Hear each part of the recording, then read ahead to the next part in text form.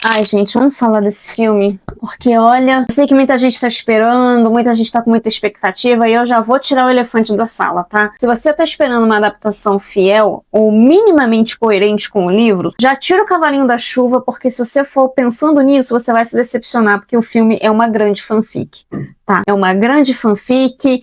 O filme é muito baseado no desejo da Catherine e o Heathcliff. Então, assim, tudo bagunçado, é uma mistura do caramba. Cada vez que eu penso nesse filme, pior fica na minha cabeça. Oi, meu nome é Tabata, seja muito bem-vindo a mais uma crítica aqui no canal TBT Geek. Hoje a gente vai falar de Morro dos Ventos Uivantes. Eu vou soltar os cachorros aqui, tá?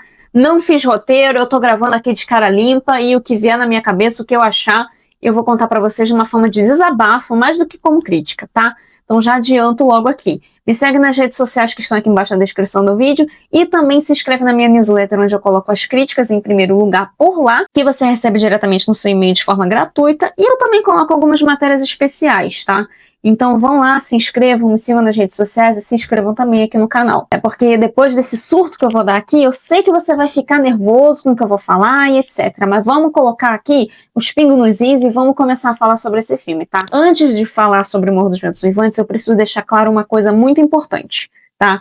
Antes que qualquer pessoa aqui vire, mas você é isso, você é aquilo. Não, vamos colocar aqui os panos limpos e tudo certinho pra gente se entender de uma forma melhor possível, beleza? Muito complicado a gente exigir fidelidade em histórias quando vão ser adaptadas para o cinema. Principalmente porque o livro é uma mídia, né? É um conteúdo específico e o cinema é um outro caminho específico. Não tem como você colocar Ctrl+C, Ctrl+V do livro, colocar no filme, porque são duas formas de contar uma história diferente. Correto? Eu acho que é meio óbvio, mas às vezes eu preciso explicar isso, coisa que eu fiz também na minha crítica de Frankenstein, porque senão as pessoas começam a ficar muito nervosas e começam a interpretar coisa que eu não tô falando. Então, assim, é muito difícil porque são duas mídias diferentes. Então, obviamente, você precisa adaptar essa linguagem do livro para a linguagem do cinema e algumas coisas vão poder ficar de fora, algumas coisas vão acabar sendo atualizadas e tudo certo. Não há menor dos problemas quanto a isso. A única coisa que me incomoda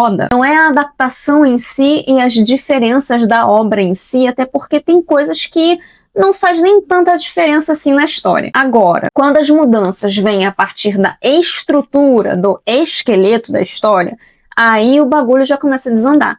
Porque você começa a mexer na estrutura e você começa a tirar coisas ou colocar coisas que não existiam e que acabam impactando na história. Vou dar um exemplo aqui. Se você está fazendo uma construção de uma casa, você está colocando os tijolinhos todos bonitinhos, o cimento tudo bonitinho para sua casa ficar sustentada certinha, correto? Se você tira um desses tijolinhos, a casa pode desmoronar. É o que acontece com o Morro dos Ventos Uivantes, com Frankenstein, como eu falei na crítica que eu fiz, e com diversas outras obras que, se você altera o esqueleto da história, se você altera a estrutura da história, obviamente vai impactar no resultado final, porque você pode inventar trocentos caminhos e acabar mantendo a estrutura e você seguir, né, no objetivo final, no final, coerente e tudo certo. Mas você pode fazer trocentas mudanças nesse caminho e as coisas ficarem todas capengas. E, na minha opinião, é o que acontece com o Morro dos Ventos Uivantes, que aconteceu com Frankenstein e diversas outras obras por aí que a gente vê o povo inventando ideia. Vou me ater aqui apenas à crítica do filme. Eu não vou tratar de comparações do livro, só em coisas pontuais, e muito menos eu vou ficar falando de o livro tem isso e o filme não tem aquilo. Até porque a gente precisa sim separar o livro do filme, tá? E aqui eu vou explicar, porque não dá pra gente criticar um filme com base no que a gente já sabe do livro, porque são obras distintas, com linguagens distintas, mas como eu falei, a estrutura eu vou aqui comentar sobre ela, porque são duas estruturas diferentes, com o Morro dos Ventos Uivantes. Então, assim, eu vou pontuar algumas coisas, não vou ficar fazendo comparação, mas eu vou pontuar certas coisas que me deixaram incomodadas com a adaptação, tá? Com o filme em si, o Morro dos Ventos Uivantes. A fotografia, vou começar elogiando. A fotografia é belíssima, é muito lindo, visualmente esse filme é lindo, maravilhoso. Os figurinos, apesar de eu achar que não combina em nada com a história, muito menos com o próprio universo que a diretora criou nesse filme, nessa adaptação, não combina nada,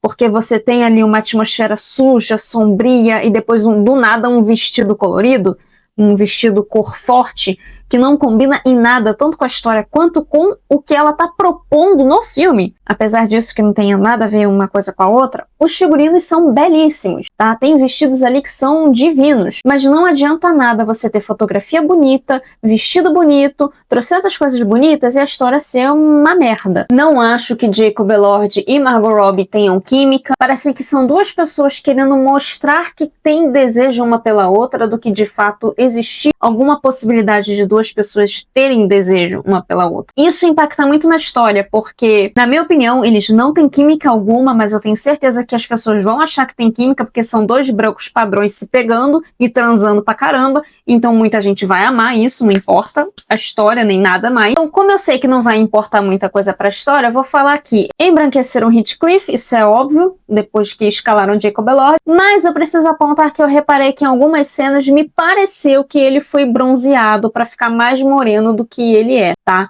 Posso estar enganada, pode ter sido o cinema que estava com uma cor diferente, a tela, enfim, não sei, mas me pareceu que ele estava mais bronzeado. Não sei te dizer, não sei confirmar, preciso aí ver depois as entrevistas e algumas matérias sobre o assunto. Algumas pessoas da cabine de imprensa que eu tava também notaram alguma alteração na cor de pele do Elord. Então, assim, talvez eu não esteja tão louca assim. Enfim, é complicado, porque a história é completamente alterada, é uma baita fanfic, tiraram personagens que importam. Como eu falei, o centro da história, o ponto principal da história é o grande desejo entre Heathcliff e a Catherine. Por embranquecerem o personagem, acabaram ignorando todo o contexto social e racial. O único ponto aqui de problema é tipo, caramba, eu sou indigno do amor da Catherine porque eu não sou rico, então eu vou ser um grande ricaço, filho da puta e um maioral fodão pra ser digno dela. Os dois não prestam, pelo menos isso manteve, né? Porque a história do livro, nenhum dos dois vale nada. Pelo menos isso foi mantido, mas assim, é tudo uma grande fanfic, de fato é o que a própria diretora falou na entrevista dela. Foi quando ela leu e ela queria dar uma interpretação diferente, então ela fez o filme de acordo com a interpretação dela e do que ela sentiu falta na história. Ou seja, ela criou uma história completamente diferente com personagens do Morro dos Ventos Uivantes. E vou falar uma coisa também, não tem o menor significado as aspas que ela colocou,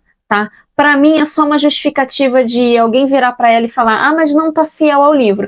Ela responder, ah, mas tem as aspas. É o que eu criei, por isso eu coloquei aspas, porque é a minha interpretação de Morro dos Ventos Uivantes. Ela só colocou as aspas pra se safar de qualquer tipo de crítica, porque não tem o menor sentido pra existir as aspas. Muita gente criou diversas teorias do que podia acontecer, de ser uma personagem lendo o livro e projetar aquilo para a história, para o caso dela, mas assim, não tem nada disso. É realmente o Morro dos Ventos Uivantes, mas de uma forma completamente maluca, repaginada, centrada no movimento sexual, centrada no desejo sexual, centrado em dois brancos padrões se pegando o tempo inteiro.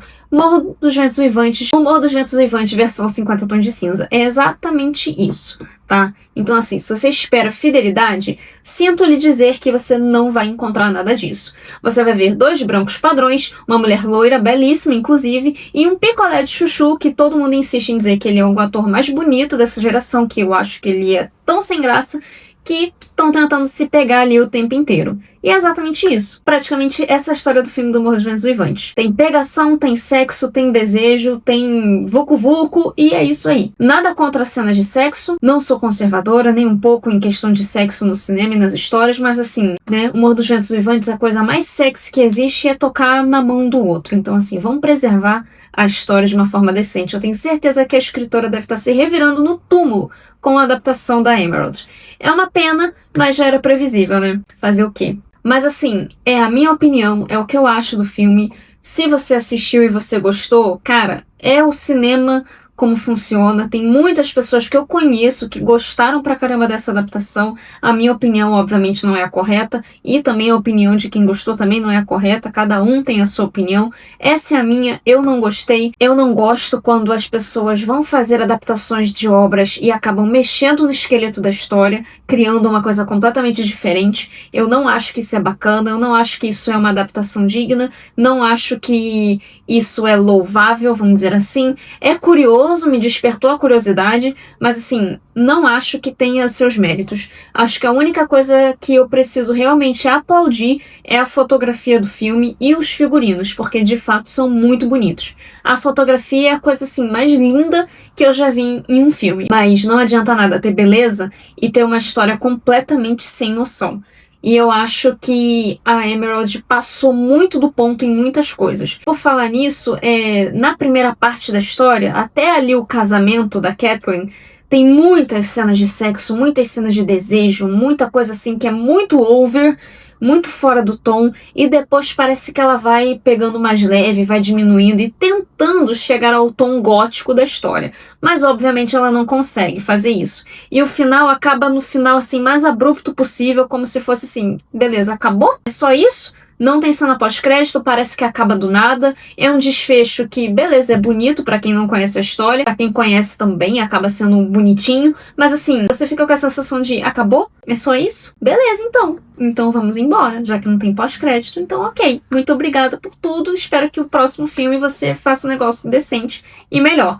Mas como eu falei, é a fanfic da diretora, é o que ela interpretou, é o que ela reimaginou e que, segundo a própria, o que ela sentiu falta na história de Amor dos Ventos Uivantes. Ou seja, ela sentiu falta de sexo.